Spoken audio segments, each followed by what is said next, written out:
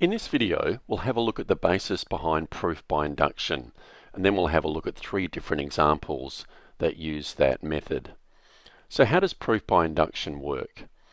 Well, normally we're given some statement defined for n, an integer, such that n is greater than or equal to some number. Usually it's 1, so we're looking at some pattern or some rule defined for n, where n is starting off at n equals 1. We let p at n in function notation be the proposition. That's usually the easiest way to start. And what we do is start by showing that p at a is true, where a is some starting value. And as we said before, that's usually a value of 1. Once we've shown that to be true, then what we do is we assume that it's true for some random value of n. In this case, we call it k.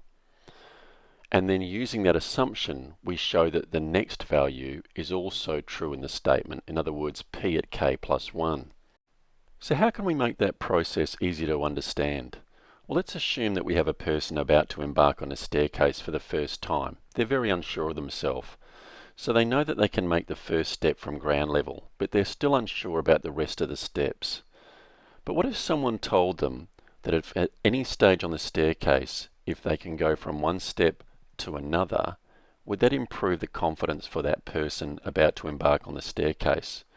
Well, they know they can make the first step, and based on the information given to them, they know that at any step in the staircase, they can make the next one. So therefore, if they can make the first, they can make the second, and if they can make the second, they can make the third, etc., all the way to the top of the staircase. And that's the basis by proof by induction. So let's have a look at our first proof. In this case, we're looking at the terms of a geometric progression and putting them together to form a series, and we want to prove that the sum is equal to a brackets 1 minus r to the n all over 1 minus r. So we start in this case by looking at the n value of 1, because a geometric series works from n equals 1 onwards, so in this case n equals 1 is our first term. So we want to prove it's true for n equals 1. Sometimes it is confusing to substitute n values into a series when it's written as a sum like it is at the top of the screen. So there's 2 ways of looking at it. You could say the first term is just a because it's the first term in the series, and that's probably the simplest way to go. Or the other thing is to look at the last term in the series, which is a multiplied by r to the n minus 1. If we substitute n equals 1 into that term, we get a multiplied by r to the 0, which is just a multiplied by 1, or a. So that's our first term, and it's also the left-hand side of the equation we're trying to prove is true. So now what we need to do is look at the right-hand side and substitute n equals 1. So if we do that, we get r to the 1 inside the bracket, which is just r. That means that our fraction has a common expression, 1 minus r between the top and the bottom, and we can do a division, leaving just a. So the right-hand side of our equation is equal to left-hand side, and we've shown that this equation is true for n equals 1. Now let's assume it's true for n equals k.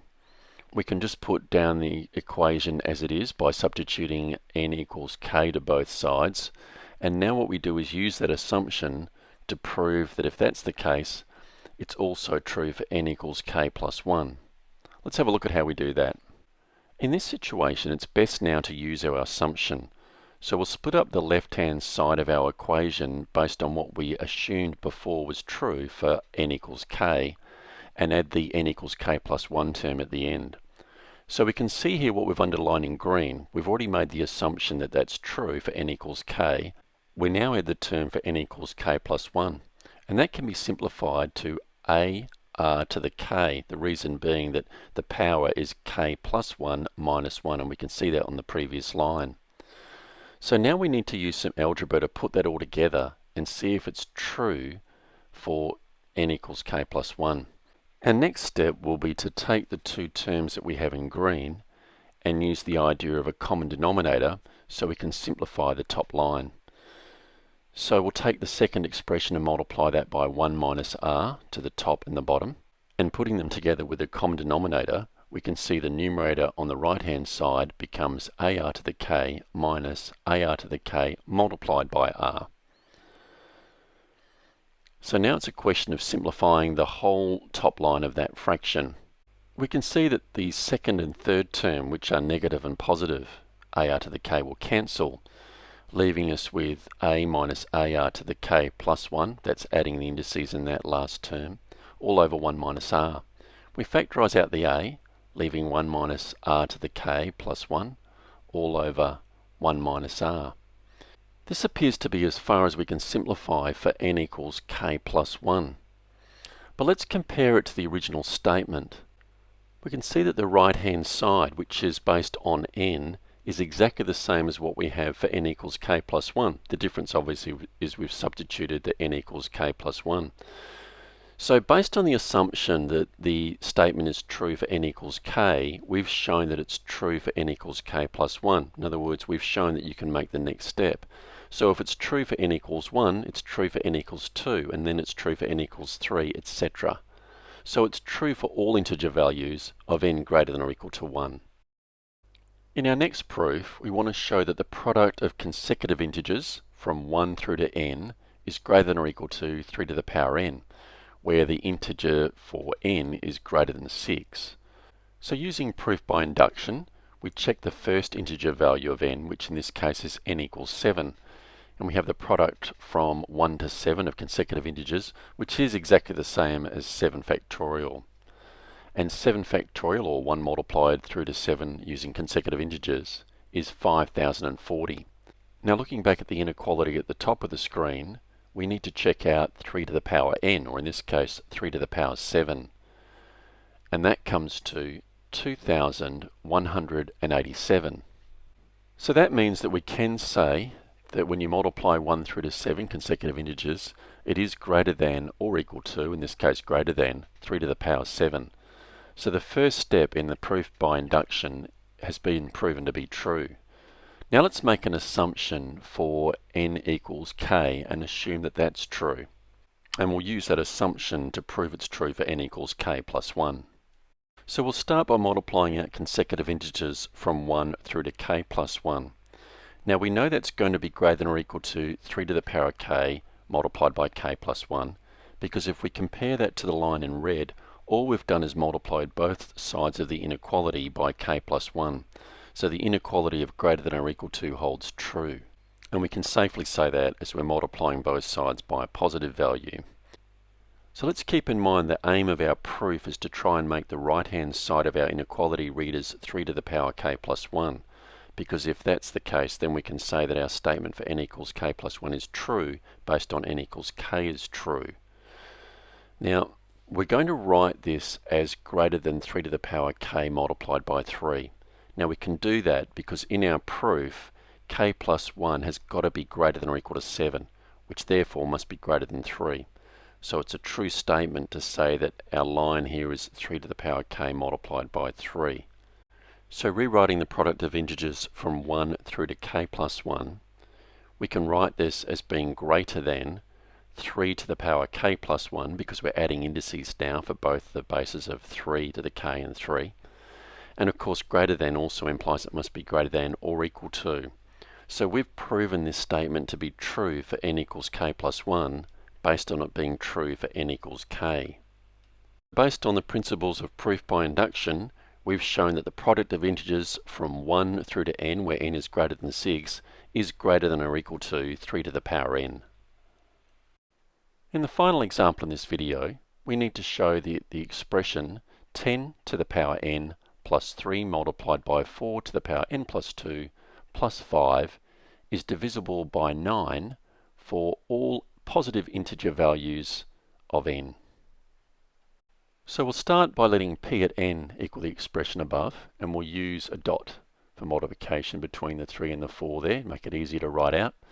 And we'll start by showing that p at 1 is true. So substituting n equals 1 to the expression, we get 10 to the power 1 plus 3 multiplied by 4 to the power 1 plus 2, and then adding 5 at the end. We'll tidy that up a little bit. It's still 10 plus 3 multiplied by 4 to the power 3, and adding 5 at the end. And evaluating the 4 to the 3 is giving us 64. And then we can tidy it up a bit further by saying it's 10 plus 192, which is 3 multiplied by 64. And putting that all together, we get 207. Now we can check if that's divisible by 9 by doing a quick division. 9 goes into the first two digits 20 twice with the remainder 2, and then we say 9 goes into 27 3 times. And to make the equality true, we write that as 23 multiplied by 9. So 207 is a multiple of 9 and it's therefore divisible by 9. So the statement is true for n equals 1. So the next step in the proof by induction is to assume that this is true for n equals k. In other words, if we substitute k into this expression, we can say that it's divisible by 9. The way we show that algebraically is to write it equal to 9m. Now, basically what we're saying is it fits into the 9 times tables. So m represents some integer value, and we can signify that in notation by putting z plus, in other words, all the integers that are above 0. So that's our assumption. Now what we need to do is, using that assumption, show that the statement is true for p at k plus 1.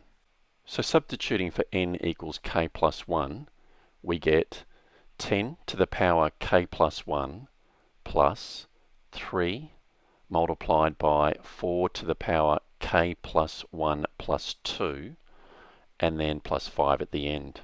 Now we'll tidy that up before we go any further. So that means making the second term 3 multiplied by 4 to the power k plus 3. Our aim now is to break this expression down and use our assumption from when n equals k, where we've assumed that it is a multiple of 9. And we can do that as follows. Let's first of all try and make the first term look like 10 to the k, and we can do that by splitting up the indices. So 10 to the k plus 1 is 10 to the k multiplied by 10. Likewise, we can split up the second term. We can do that by multiplying 3 by 4 to the power k plus 2, and then multiplying that by 4 to the 1. In other words, we split up the indices for 4. Now we'll tidy that up one more step before we go any further. And the key thing to note is the middle term. We've got 3 multiplied by 4 is 12, and then we multiply that by 4 to the power k plus 2. Now we need to look at how this compares to the expression when we had p at k. Here we've got 10 lots of 10 to the k. We'll split that up so we've got 10 to the k added on to 9 lots of 10 to the k. Now the reason that we've done that is we want to try and match that expression when we assumed p at k was true. So now we've got our 10 to the k, and we've got a bit extra, 9 lots of 10 to the k. Let's do the same thing now for the second term. What we've got there is 3 lots of 4 to the k plus 2. That's matching the original expression when we assumed p at k was true. And left over, we have an extra 9 lots of 4 to the power k plus 2. Tidying that up a bit further, let's have a look at the parts that are relevant to when n was equal to k. We've got 10 to the k plus 3 lots of 4 to the power k plus 2, and then plus 5. Underlining each of those parts, we can see what we've got relevant to when n was equal to k. But we can also see the leftover parts. We've got 9 lots of 10 to the k plus 9 lots of 4 to the k plus 2. Based on our assumption when n equals k, we can write the first part as 9m, in other words, a multiple of 9. And the second part of the expression in red we can factorise out of 9, and we're left with 10 to the k plus 4 to the power k plus 2. We can now take that factorisation a step further and place 9 at the front with m plus 10 to the power k plus 4 to the power k plus 2 all in the brackets. So we now have an expression which is a multiple of 9, or the original expression was divisible by 9. So we can say that if p at k is true, this implies that p at k plus 1 is also true. So now we can put that all together, and given that p at 1 is true and that p at k is true implies p at k plus 1 is true, the statement is true for all positive integer values of n.